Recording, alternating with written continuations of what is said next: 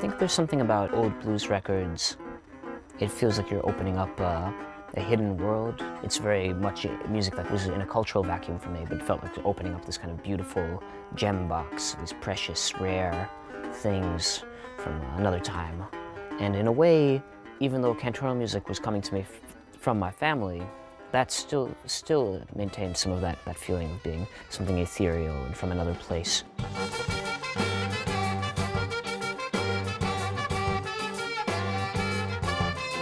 Cantorial music, it gives a platform for the voice to speak about spiritual issues without being over-obvious or heavy-handed.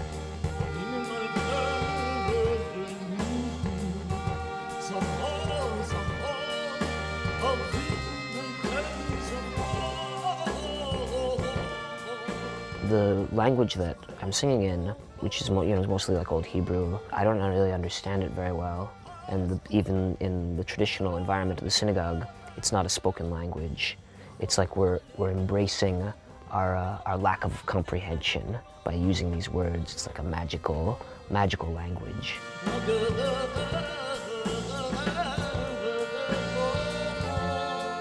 It is fair to say that Jeramiah Lockwood has a soft spot in his heart for music that is much older than he is.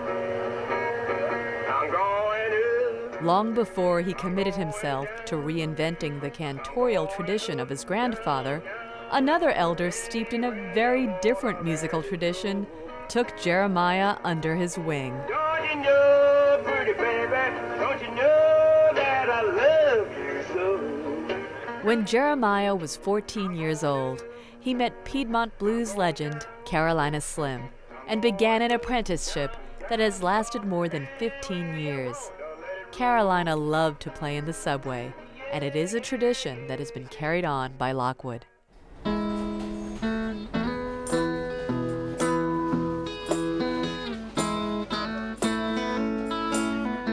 Blues music, in its element in which it arose, was popular culture, and I want to play the music where people will just hear it no matter what. Some of these days, you're gonna be lonely. Some of these days, when I'm going away. I think there's a certain kind of energy that you learn how to harness from playing traditional music, especially in a public place like playing in the subway. You learn how to go into yourself and create new information out of something which is old. When I'm playing down in the subway, I'm playing a lot of songs that are based on this kind of archetype called rolling and tumbling blues. So it's like a...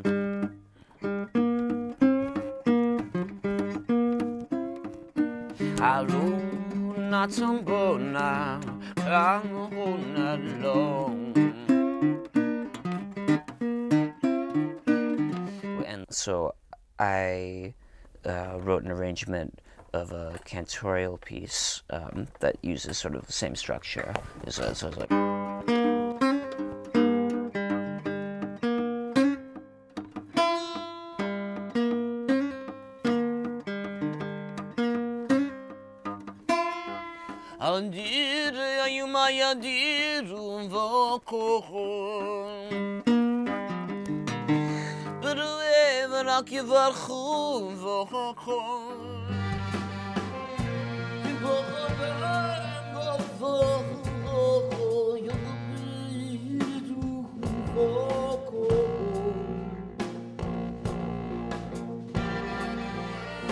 With starting the project of exploring cantorial music with my band, I was intentionally trying to do something new with the music, trying to create a way of listening to the melodies and the vocal style that would give it more context.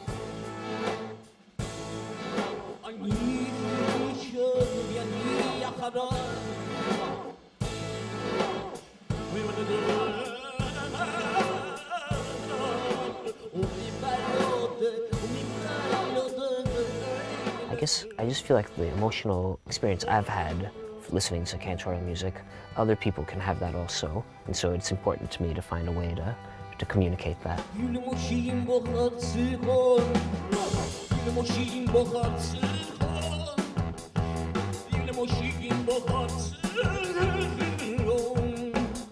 The cantorial tradition runs in Lockwood's family. His grandfather, renowned cantor Jacob Königsberg, mentored Jeremiah and taught him not only about the music, but about the deep religious and cultural values that were wrapped in it. My grandfather was a very warm and big-spirited man, and we loved him a lot, and we loved his music. You know, he was an extremely charismatic performer. When you heard him sing, it was just this wonderful feeling of great power being opened up to you.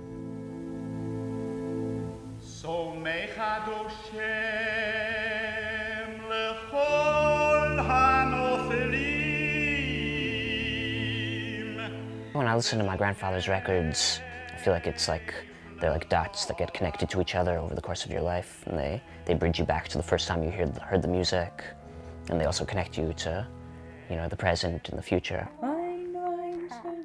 For Lockwood, it is not just the music that is important about the cantorial tradition.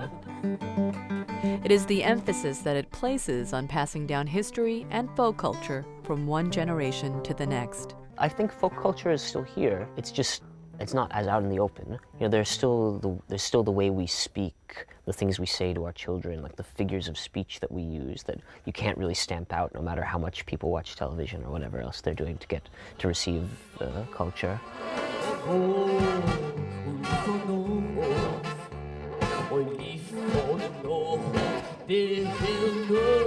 And it's all still there. We can still remember, you know, the old songs and the old ways of being.